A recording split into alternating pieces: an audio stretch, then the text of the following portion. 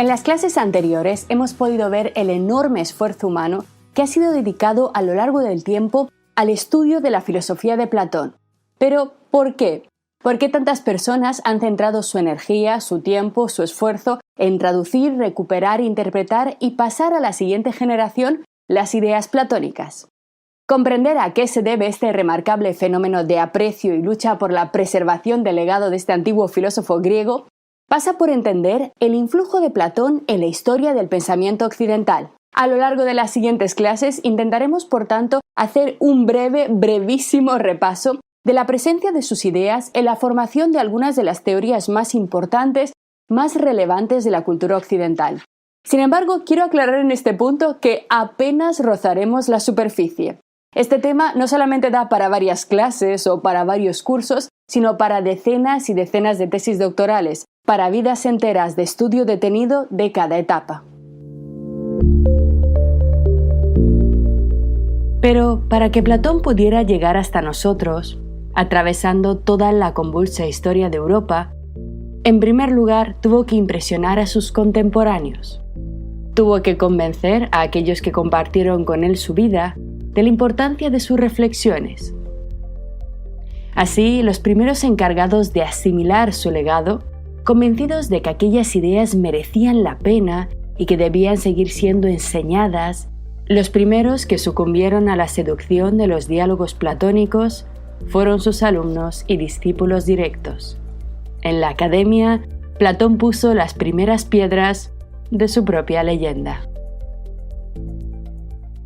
Como veremos con más detalle en la sesión que dedicaremos a su biografía un poco más adelante, Platón fundó en Atenas una escuela privada alrededor del año 387 a.C. de nuestra era y, según los registros históricos, enseñó en ella hasta su muerte, en el año 347. Por lo tanto, nuestro filósofo dio clases en la academia durante aproximadamente 40 años. Sus ideas marcaron durante este tiempo a personas con orígenes e intereses diferentes. A sus clases acudieron jóvenes pertenecientes a las familias aristocráticas de Atenas, que buscaban una formación en filosofía, pero sobre todo en política, para sus futuras carreras públicas. A ellos se unieron también alumnos más interesados en matemáticas, astronomía y ciencias naturales, ya que estos eran campos de estudio importantes en la academia. Conformaban las filas de los alumnos de la academia también algunos discípulos de Sócrates, que querían seguir explorando sus ideas bajo la nueva guía de Platón, y se matriculaban también personas de diferentes partes del mundo griego atraídas simplemente por la fama de Platón y la oportunidad de aprender en una institución prestigiosa. Finalmente, acudían a la academia también jóvenes que tenían un interés, esta vez sí, genuino y exclusivo por la filosofía. Sin embargo, todos habían sido atraídos principalmente por la reputación de Platón. El más insigne de estos alumnos, quien sería uno de los principales responsables de expandir la fama de su maestro, y quien a su vez se convertiría en uno de los más relevantes e influyentes pensadores de la Grecia clásica, fue, por supuesto, Aristóteles. En numerosas ocasiones crítico con las ideas de su maestro, original en casi todos sus planteamientos y muy alejado de una postura servil de ser un simple seguidor, Aristóteles expresó a lo largo de toda su obra un enorme respeto, agradecimiento y reverencia por la figura de Platón. Sin embargo, Aristóteles no fue su único discípulo, sino que de la academia salieron numerosas otras importantes figuras filosóficas que darían lugar a sus propias escuelas y líneas de pensamiento. De hecho, fijaos, unas mismas enseñanzas, unas mismas clases, inspiraron conclusiones y formas de entender y explicar la realidad completamente diferentes. Así, tras la muerte de Platón, desde el mismo momento en el que sus seguidores pudieron comenzar por fin a construir su propia interpretación de las ideas platónicas, nació uno de los fenómenos más importantes para entender el gran influjo de este pensador sobre toda la historia de la cultura occidental. Nació el platonismo. Pero, ¿qué es exactamente el platonismo? ¿A qué nos referimos con esta palabra? ¿En qué se distingue del pensamiento de Platón y por qué afirmamos que representó una nueva etapa? Con el uso del término platonismo, los especialistas quieren hacer énfasis en la importante diferencia que existe entre las ideas originales de Platón, las teorías expuestas en sus diálogos y, atentos aquí, las diferentes interpretaciones que posteriormente se dieron a lo largo de los siglos a estas ideas. Por tanto, el platonismo vendría a ser el término adecuado, fijaos, para indicar todo aquello que los filósofos posteriores han hecho, o mejor dicho, han escrito inspirados por el pensamiento de Platón. En este sentido, el término platonismo actúa como una cuenca aluvial, como un término paraguas bajo el cual confluye, se enmarca la enorme variedad de distintas interpretaciones que sus ideas recibieron durante los siguientes siglos de supervivencia de la academia. Por tanto, hemos de tener cierto cuidado aquí y en la medida de lo posible, si queremos ser precisos, tenemos que distinguir entre la filosofía de Platón y el platonismo, porque aunque este último, por supuesto, sin duda, está basado en las enseñanzas de Platón, es más bien un aglutinado que fue incorporando a lo largo del tiempo nuevas perspectivas y que además, atentos aquí, se fue adaptando a los diferentes contextos históricos a lo largo de los siglos. Y sí, he dicho siglos y no me he equivocado, porque la Academia de Platón, la escuela privada que nuestro filósofo fundó en Atenas, consiguió mantenerse abierta casi ininterrumpidamente desde el año 387 antes de nuestra era hasta que el emperador cristiano bizantino Justiniano mandó su cierre en el 529 después de Cristo. Es decir, la escuela que Platón fundó logró mantenerse abierta durante 916 años. Todo un éxito, por supuesto. Sin embargo, ello no quiere decir que durante casi un milenio en la academia se enseñaran las mismas cosas o una sola y única interpretación de Platón. Como os decía hace un momento, el platonismo fue un movimiento plural, multiforme, que dio lugar a diversas corrientes, algunas de las cuales totalmente incompatibles entre sí, como veremos enseguida. Los dos primeros directores de la academia que siguieron a la muerte de Platón, conocidos técnicamente como escolarcas, así es como se llaman los directores de la academia, Espeusipo y Genócrates, mantuvieron más o menos intacta la doctrina platónica en su versión más original, mostrando además un interés muy marcado por la teoría platónica de las formas y por las especulaciones pitagóricas en torno a los números, que por cierto nosotros ya conocemos porque las hemos estudiado en el segundo curso dedicado a los presocráticos. Así, durante los siguientes 80 años aproximadamente, la academia fue dirigida por escolarcas cercanos a las ideas de su fundador. Sin embargo, en el año 226 antes de nuestra era, esta experimentó un cambio radical en sus fundamentos más profundos, ya que su dirección pasó a manos de Arcesilao. ¿Y quién fue Arcesilao? Uno de los principales representantes del escepticismo antiguo. Así, la Academia de Platón se volvió escéptica. Tan importante fue esta transformación que algunos especialistas consideran que dio lugar a un nuevo período conocido como Academia Nueva o Academia Media, aunque esta denominación es bastante controvertida hoy en día, no es aceptada por todos. Pero, ¿dónde estuvo, por tanto, el mayor cambio, la mayor diferencia?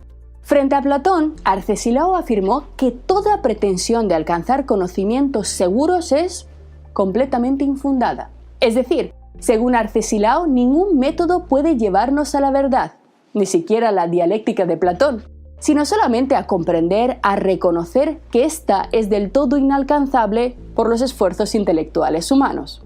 Pero, ¿qué sentido tiene que el escepticismo se vinculara con la academia y que estuviera además relacionado con el platonismo? Pues, si lo pensáis bien y recordáis los cursos anteriores, tiene todo el sentido del mundo. Porque Arcesilao, podría decirse, fue más fiel al Sócrates histórico, o al menos al Sócrates que Platón nos muestra en los diálogos de juventud, aquellos que estudiaremos en detalle a lo largo de este curso.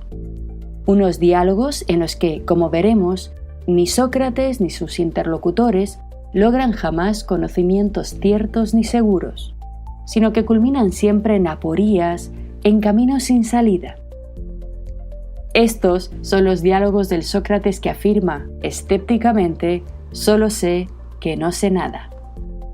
Por ello, Arcesilao recomendaba la epogé, la suspensión del juicio, o lo que es lo mismo, la puesta entre paréntesis de la supuesta verdad de nuestras propias aseveraciones y creencias, adoptando una actitud de reconocimiento de los límites de la comprensión humana de la realidad, exactamente de la misma forma que Sócrates en los primeros diálogos. Por tanto, y esto es importante que lo tengamos en cuenta siempre a la hora de estudiar filosofía, una misma obra, un mismo conjunto de teorías puede dar lugar a posteriori, y a menudo lo hace de hecho, a corrientes enormemente diversas, precisamente porque ningún texto admite una única lectura.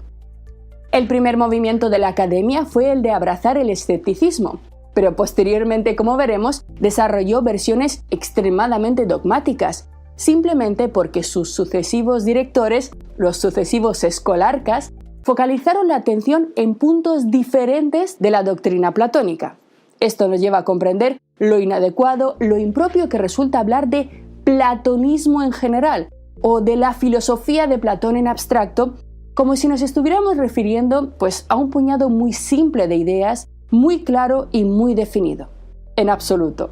Como ya hemos dicho y como veremos por nosotros mismos sobre el papel, con evidencias empíricas, la obra de Platón es diversa, cambió y evolucionó con el tiempo, abandonó algunas visiones y adoptó otras. Hemos de aprender, por tanto, a ser precisos y a apartar de una vez esas simplificaciones vulgares de nuestra mente que se han aferrado durante años a muchísimos manuales y entender que comprender a Platón y la historia de la filosofía en general va mucho más allá de ponerle a todo una etiqueta y pensar que con ello ya lo hemos comprendido y lo hemos agotado. Bien, pero volvamos a nuestro viaje por la evolución de la Academia Platónica. Después de más de un siglo de escepticismo, entre los años 88 y 68 antes de nuestra era, la Academia entró en una nueva fase al pasar su dirección a manos de Antíoco de Ascalón. Este periodo, sin embargo, suele considerarse como una etapa de decadencia, que además, fijaos, coincidió con un hecho que metafóricamente arrancó de cuajo la conexión de la Academia con su pasado griego antiguo. ¿Pero cuál fue este acontecimiento? Seguro que lo conocéis. El 1 de marzo del año 86 antes de nuestra era, el general romano Sila consiguió la rendición de la ciudad de Atenas tras un largo sitio en el escenario de la célebre Primera Guerra Mitridática entre la República de Roma, todavía República, y Atenas. Cuando las tropas romanas entraron a la vieja cuna de la filosofía, perpetraron un saqueo sin precedentes, un saqueo que se saldaría con la confiscación de gran parte de los libros contenidos en las bibliotecas de la Academia de Platón y del Liceo de Aristóteles.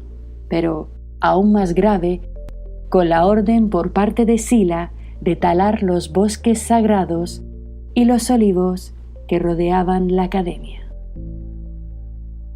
De algún modo, este hecho se suele considerar como el símbolo del fin de una etapa, el desenraizamiento de la Academia y el comienzo de una muy diferente, en la que la figura de Platón seguiría teniendo un enorme peso en la formación del pensamiento de los académicos, pero muy alterada por nuevas corrientes de pensamiento.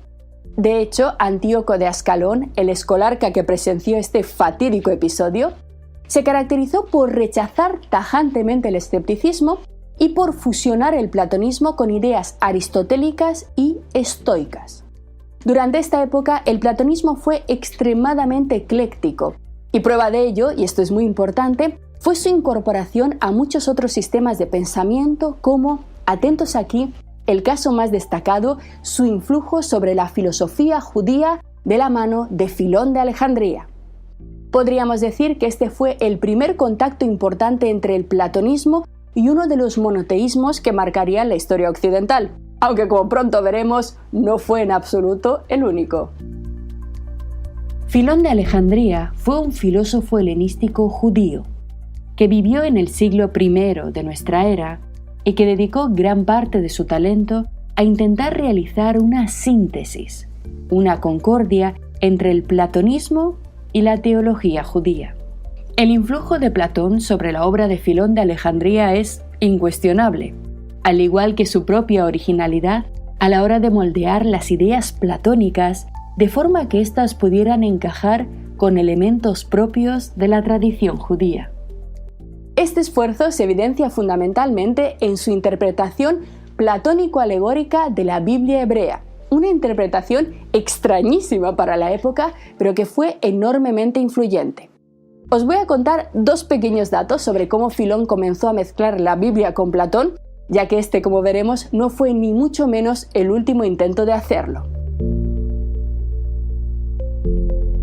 Filón adoptó, por ejemplo, la noción platónica de las ideas, argumentando que el mundo sensible en el que nosotros vivimos es una mera copia imperfecta de un mundo ideal de realidades eternas e inmutables.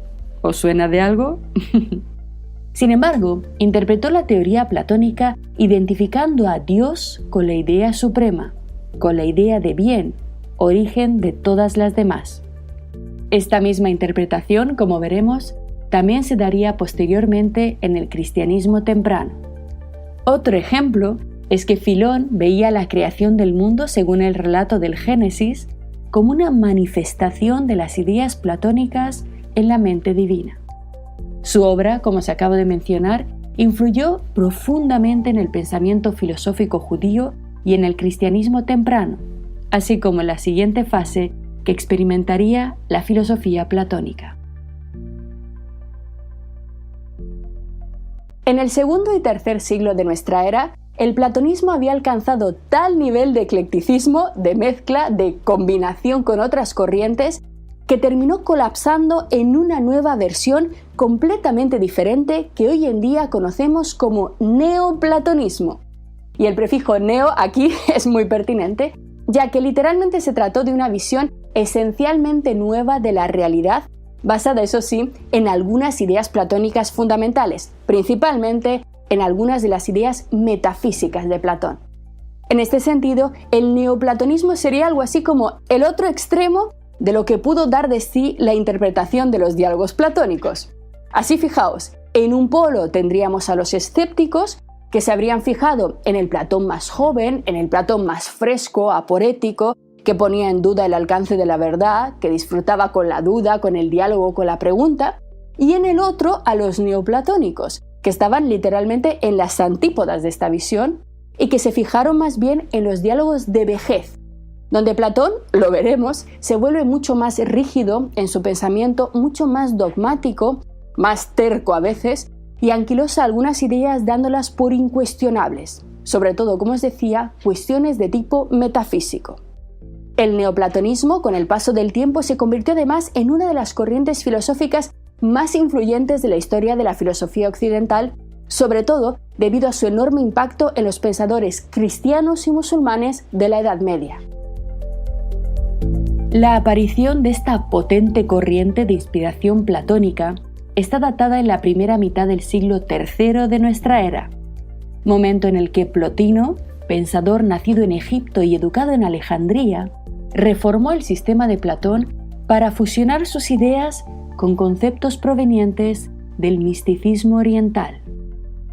Esta compleja fusión de elementos es lo que hace que el neoplatonismo, seguro que os ha pasado alguna vez, nos parezca muchas veces más una religión que una verdadera corriente filosófica, ya que afirma cosas como, por ejemplo, que todo lo que existe procede de un ser o una entidad única, conocida como el Uno, trascendente, por medio de un proceso conocido como emanación. Bueno, no vamos a profundizar mucho más aquí, porque la teoría es compleja y estudiaremos detalladamente esta teoría en el curso que dedicaremos específicamente a Plotino. Sin embargo, para subrayar aquí, en el interés de esta clase, el influjo de Platón sobre la obra, quiero destacar que, por ejemplo, Plotino consideraba, inspirado por el diálogo Fedón, el alma como un principio vital que une al individuo con una realidad superior. Plotino creía además en la preexistencia del alma y en su caída a un mundo material inferior, ¿os suena de algo? Y sostenía que este alma podía ascender de nuevo hacia lo divino a través de la filosofía y la contemplación. Todas ellas ideas genuinamente platónicas, por supuesto. La tarea del ser humano, sin embargo, añade Plotino, lo cambia un poco, el fin último verdadero de la vida humana ha de consistir en un intento de regresar a este uno por medio de la unión mística. Aquí están los influjos orientales. Es decir, elevarse por encima de la razón a un estado de éxtasis donde contemplar o ascender a un ser único, bueno, primario, que la razón por sí misma no puede conocer. Estas ideas, por supuesto, sonarán a todos extrañamente familiares por una sencilla razón, porque todas ellas fueron asimiladas prácticamente en su totalidad por los pensadores cristianos más importantes de los primeros siglos, pasando a formar parte de la descripción canónica que la Iglesia dio de la divinidad y de su relación con el mundo durante esta primera fase.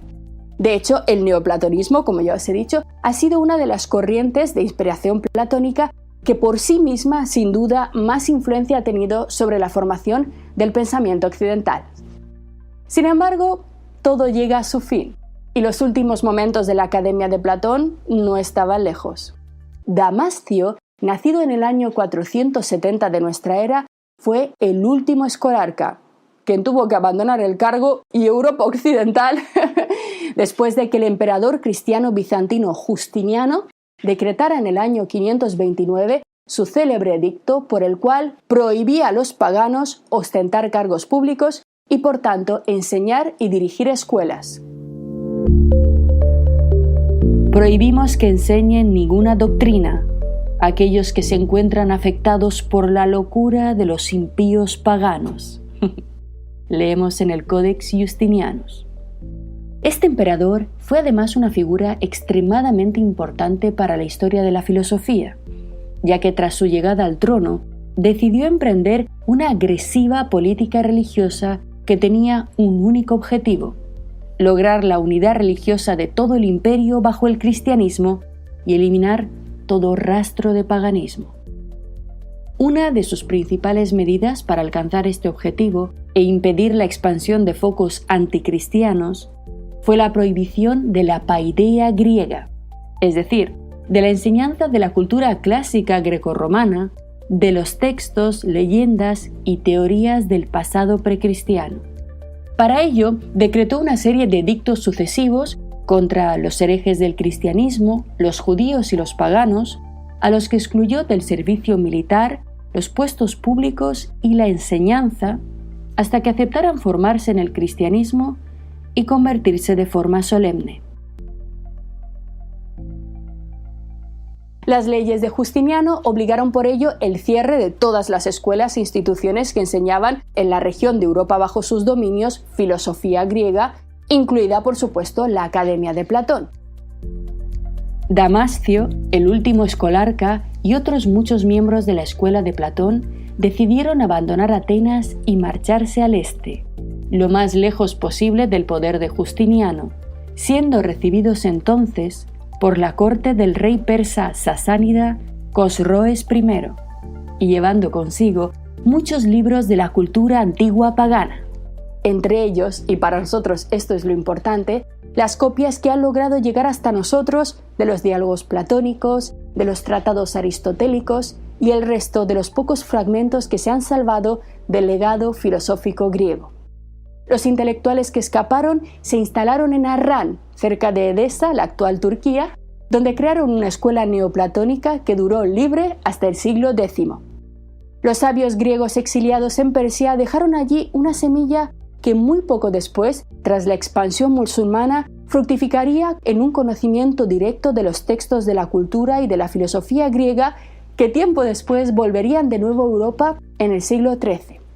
Y este punto es extremadamente importante. Si los pensadores árabes no hubieran mostrado interés por las obras clásicas, comenzando a recuperarlas, copiarlas y traducirlas, quizá este momento hubiera sido el fin de la filosofía griega y no hubiera llegado ningún rastro de ella hasta nosotros.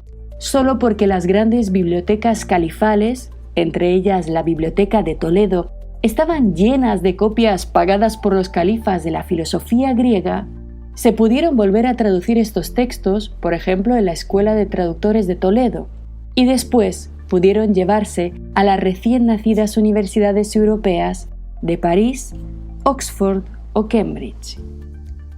Espero que veáis en qué momento más delicado nos encontramos y a quién debemos agradecer la salvación de estos textos. Para muchos autores, por tanto, el año 529 representa el fin de una época, al menos para la filosofía, la del paganismo antiguo, y el comienzo de otro tipo de pensamiento basado en la fe y en las revelaciones religiosas propio de la época medieval. Sin embargo, esto no significó que el nombre de Platón fuera olvidado, sino que sus ideas sobrevivieron, leídas y reverenciadas por los grandes intelectuales del medioevo, como veremos, eso sí, en la siguiente clase. Lo que acabas de ver es solo un pequeño fragmento de este curso. Si quieres disfrutarlo en su totalidad y descubrir muchos otros cursos de filosofía, historia de la ciencia e historia del arte, visita nuestra web anaminecam.com. Y recuerda, este proyecto solo es posible gracias a nuestro programa de microfinanciación. Si quieres apoyarnos, conviértete en uno de nuestros micromecenas en Patreon. Desde solo €1 al mes nos ayudarás activamente a seguir difundiendo la cultura, garantizando nuestra plena libertad intelectual y económica. Encontrarás todos los links para conocer mejor nuestra historia aquí abajo en la descripción del vídeo. Gracias por hacerlo posible.